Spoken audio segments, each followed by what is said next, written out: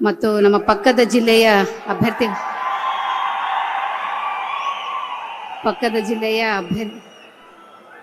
ಅಭ್ಯರ್ಥಿಗಳು ಆಗಿರ್ತಕ್ಕಂತಹ ಶ್ರೀಮತಿ ಸಿದ್ದೇಶ್ವರ ಅವರೇ ಹಾಗೂ ಮಂಗಳೂರಿನ ಅಭ್ಯರ್ಥಿಗಳು ಹಾಗೂ ಇನ್ನೊಬ್ಬರು ಶ್ರೀನಿವಾಸ್ ಅವರು ಸಹ ಅಭ್ಯರ್ಥಿಗಳಾಗಿದ್ದಾರೆ. ಎಲ್ಲ 4 ಜನ ಅಭ್ಯರ್ಥಿಗಳು ಇವತ್ತು ಈ ವೇದಿಕೆಯನ್ನು ಹಂಚಿಕೊಂಡಿದ್ದಾರೆ. ಇವತ್ತು JDS ಪಕ್ಷನೂ ಸಹ ರಾಷ್ಟ್ರ ಹಾಗೂ ರಾಜ್ಯ ಮಟ್ಟದಲ್ಲಿ ಒಂದು ತೀರ್ಮಾನ ತೆಗೆದುಕೊಂಡು